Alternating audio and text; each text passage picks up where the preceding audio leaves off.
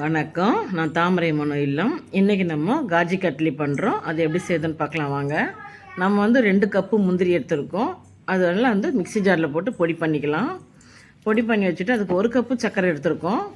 நம்ம கடாய் வச்சு சர்க்கரை போட்டுக்கலாம். அதுக்கு கொஞ்சமாக தண்ணி விட்டுக்கலாம். ஒரு அரை கப்பு தண்ணி விட்டுக்குவோம். அதுக்கு அரை கப்பு தண்ணி விட்டு கொஞ்சம் சிட்டிகை உப்பு போட்டுக்கலாம். போட்டு நல்லா கிளறி கொடுப்போம். இதுக்கு நம்ம கம்பி பதம் பார்க்க வேண்டியது ஒரே ஒரு கம்பி பதம் பார்த்தா போதும். ரொம்ப நமக்கு பார்க்க வேண்டியதில்லை. இதுக்கு தேவையான கொஞ்சம் ஏலக்காய் போட்டுக்கோம் வாசனைக்கு. இப்போ நமக்கு பாகு ரெடி ஆகிடுது. நம்ம பொடி பண்ணி வச்சுருக்க முந்திரி போட்டுக்கலாம். போட்டு நல்லா கிளறி கொடுப்போம்.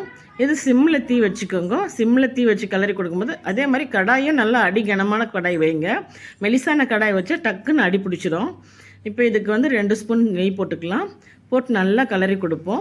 அது கொஞ்சம் கெட்டி பதம் வந்தால் நம்ம ஸ்டவ் ஆஃப் பண்ணிவிடுவோம். நம்ம அந்த கடாயில் இருக்கிற சூட்லேயே நல்லா கிளறி கொடுத்தோம்னா சரியாயிடும், நமக்கு கெட்டியாயிடும்.